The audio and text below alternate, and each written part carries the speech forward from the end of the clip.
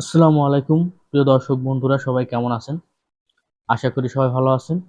আজকে আলোচনা করতে যাচ্ছি বাংলাদেশে ইসলামী খিলাফত নিয়ে। অনেকে আলোচনা করতেছে, অনেকে বলাবলি করতেছে এবং সাধারণ অনেক মানুষ তারাও চাচ্ছে এবং সবাই মনে প্রাণে চায় এবং মুসলিম হিসেবে সবাই চায় যে বাংলাদেশে একদিন ইসলাম আহ, খিলাফত শুরু হবে, অথবা আহ, খিলাফতের মাধ্যমে, ইসলামী খিলাফতের মাধ্যমে আসলে হ্যাঁ, চলবে বাংলাদেশ।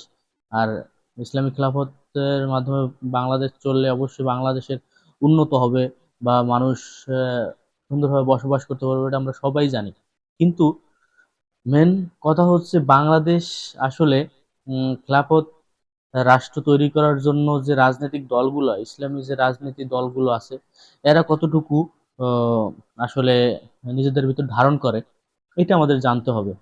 এবং কি আমাদের বুঝতে হবে যে আমাদের যে ইসলামী এ, যে রাজনৈতিক দলগুলো আছে, এই দলগুলো আসলে কতটুকু যোগ্য এই ইসলামী খেলাফত তৈরির জন্য, সেগুলো নিয়ে আমরা আলোচনা করব। শেষ পর্যন্ত থাকবেন, তাহলেই জানতে পারবেন আসলে আমাদের বাংলাদেশে ইসলামী খেলাফত আসলে কি যে রাজনৈতিক দলগুলো আছে এগুলো দিয়ে কি আসলে সম্ভব কিনা, আসলে এরা পারবে কিনা, এটা প্রমাণ আপনারা পেয়ে যাবেন।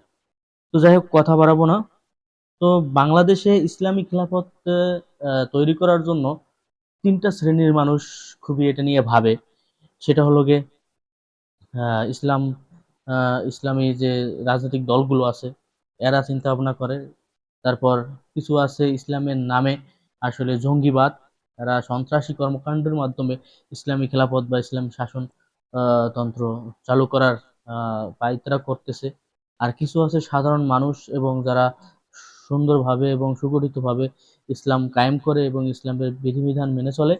তারা শুধুমাত্র অপেক্ষা করে এবং তারা ধারণা করে যে কেউ একজন আসবে সেরকম সুদক্ষ বা সুযোগ্য, সে এসে আমাদের এই বাংলাদেশকে এবং সমগ্র পৃথিবীতে ইসলামী শাসনতন্ত্র বা ইসলামী খেলাফত আবার পুনরায় বা সমগ্র বিশ্বে ইসলামী খেলাফত চালু করবে, সেই বিশ্বাস তারা করে।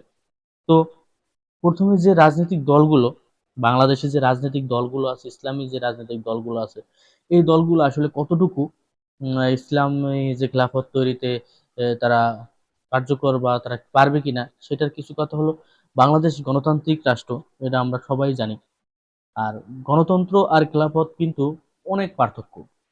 বাংলাদেশে না, সমগ্র ওয়ার্ল্ডে গণতন্ত্র আর খেলাফত দিন রাত পার্থক্য।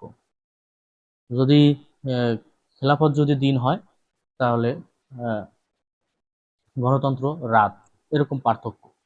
তো এই যে বাংলাদেশে যদি ইসলামী খেলাফত তৈরি করতে হয়, তাহলে এই গণতন্ত্রকে আগে দূর করতে হবে। তাহলে বাংলাদেশ চলতেছে এই গণতন্ত্রের মাধ্যমে। আর এই গণতন্ত্রকে আপনি আমি হুট করে যদি এটাকে বয়কট করার চিন্তা ভাবনা করি, তাহলে মানুষ আহ, এটা কতটুকু নিবে যুক্তিযুক্ত, এটা কিন্তু কেউই মানবে না। কারণ গণতান্ত্রিক রাষ্ট্রে গণতন্ত্র মানে হচ্ছে সবাই সমান সুযোগ পাবে এবং একজন জেলে পর্যন্ত, একজন কৃষক পর্যন্ত তার মত প্রকাশ করতে পারবে এবং সে রাজনীতি করতে পারবে এবং সেও রাজা হতে পারবে, এরকম স্বপ্ন দেখে গণতন্ত্র। কিন্তু আসলে বর্তমান গণতন্ত্র সমগ্র রাষ্ট্রে, যে রাষ্ট্রগুলো গণতন্ত্রের মাধ্যমে চলে, এই গণতন্ত্রগুলো হচ্ছে নামে মাত্র। এই গণতন্ত্র আসলে মূলত যে একজন আহ, কৃষক, একজন জেলে তার মত প্রকাশ করতে পারতো, সেটা আমরা বিগত বছর শেখ হাসিনা, স্বৈরাচার শেখ হাসিনার আমলে দেখেছি যে একজন জেলে তো দূরের কথা, সামান্য একজন বিরোধী দলীয় রাজনীতিবিদও কথা বলতে পারে না। তো এরকম গণতন্ত্র রাষ্ট্র যেখানেই আছে, এটা আসলে গণতন্ত্র নামে মাত্র।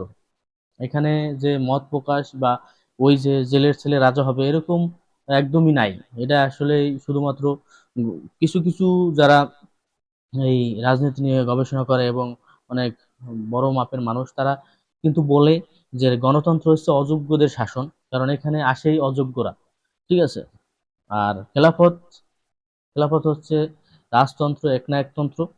তো এই যে যে মূল পয়েন্টে, সেটা হলো গিয়ে ইসলামী যে দলগুলো আছে, এই দলগুলো কিন্তু আপনাকে আমাকে এবং সমগ্র বাংলাদেশি মানুষদেরকে, তারা কিন্তু এই গণতন্ত্রের পক্ষে তারা আছে এই কথাই বলে। কিন্তু তারা যদি ইসলামী খিলাফত তৈরি করতে চায় তাহলে তাদেরকে কিন্তু এই গণতন্ত্র থেকে বের হয়ে আসতে হবে। তার মানে কি তারা যাওয়ার পর তারা যখন পার্লামেন্টে যাবে, সংসদে গিয়ে তারপর তারা যে এই সংবিধানটা আছে এই সংবিধানটা কি তাহলে তারা চেঞ্জ করবে? যে অবশ্যই যদি খিলাফত তৈরি করতে হয় তাহলে তারা ক্ষমতায় গিয়ে তারপর এই যে গণতন্ত্র আছে এই গণতন্ত্রের যে সংবিধান আছে এগুলোকে চেঞ্জ করে আস্তে আস্তে এই খেলাফতে আনতে হবে। তাহলে কি এটা যদি তারা ক্ষমতায় যায়ও তারপর যদি এই কাজটি করে তাহলে কি আপনার সাথে আমার সাথে এবং বাংলাদেশি মানুষের সাথে কি তারা বিশ্বাসঘাতকতা করলো না? আর এই বিশ্বাসঘাতকতা যদি করেই থাকে তাহলে কি তারা আল্লাহর সাথে সম্পূর্ণ সরাসরি বিরোধিতা করা। কারণ আপনি ক্ষমতা পেয়ে তারপর যদি আপনি ক্ষমতার অপব্যবহার করেন সেটা তো আল্লাহর সাথে যুদ্ধ করার শামিল। তো এইখানে অনেক কথা আছে। আসলে রাজনৈতিক যে দলগুলো আছে এরা কিন্তু কেউই গণতন্ত্রের বাইরে না। তাইলে এরা কিভাবে ইসলামী খেলাফত তৈরি করবে? আর যদিও ইসলামী খেলাফত তৈরি করেও দেখা যাবে, যেহেতু বাংলাদেশ সংখ্যাগরিষ্ঠ ও মুসলমান, এখানে মুসলমান বেশি, ধরলাম যে 60% মুসলমান এইটায় রাজি হলো, কিন্তু আরো তো আছে ধর্মাবলম্বী এবং মুসলমান অনেকেই আছে, এটা অনেকেই মানবে না। তখন কি তাহলে বাংলাদেশের কি এই যে পরিস্থিতিটা কি খারাপ হবে কিনা? অবশ্যই খারাপ হবে। তো বাংলাদেশে যদি খেলাফত স্থাপন করতে হয় তাহলে এই গণতান্ত্রিক উপায়ের মাধ্যমে ক্ষমতায় গিয়ে তারপর যে খেলাফত শাসন কায়েম করা, এটা আসলেই মানুষকে ঠকানো। এটা কোনোদিনই সম্ভব না। আর যে রাজনৈতিক দলগুলো আছে এদের দ্বারা আসলে কতটুকু সম্ভব আরো বুঝতে পারবে সামনের দিকে আগালে। আমরা জানি যে গণতন্ত্র, সে তো সবাই তার মত প্রকাশ করতে পারে, সেটা পারি নাই, আমরা কেউই পারি নাই গত যে 16 বছর 17 বছর শাসনে।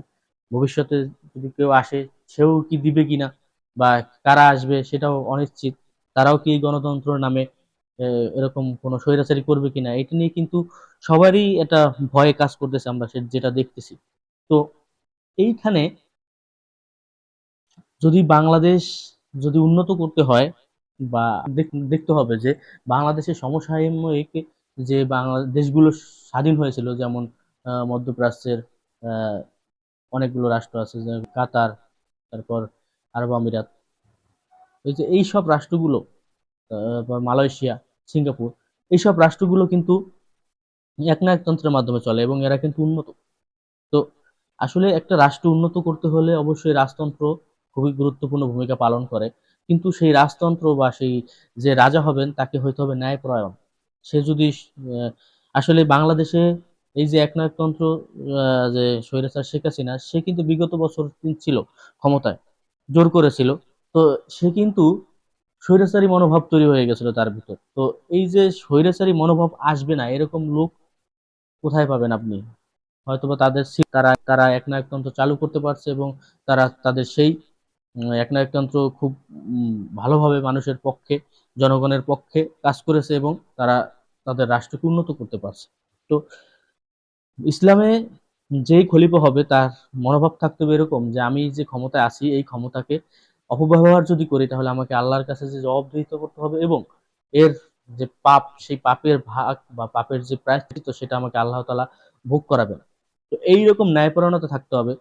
তো বাংলাদেশে যে ইসলামী যে রাজনৈতিক দলগুলো আছে এরা কিন্তু তাদের ভিতরে এই মনোভাব নাই। তারা যদি থাকতো তাহলে কিন্তু তারা এই গণতন্ত্র বলে ক্ষমতা আসতে চাইতো না। তারা বিভিন্ন ধরনের ভালো কাজকর্ম করতো, কার্যক্রম করতো এবং মানুষের মনের ভিতর ঢোকার চেষ্টা করতো, মানুষের মন অনুযায়ী কাজ করতো এবং মানুষ, হযরত মুহাম্মদ সাল্লাল্লাহু আলাইহি সাল্লাম তিনি যে ইসলাম ধর্ম প্রচার করেছেন, আমরা যে ইসলাম সমগ্র যে পৃথিবীর 4 ভাগের 1 ভাগে এক সময় ইসলামী খেলাফতের চলছে, এই যে এটা চলছে এটা কি রক্তের বিনিময়ে চলছে?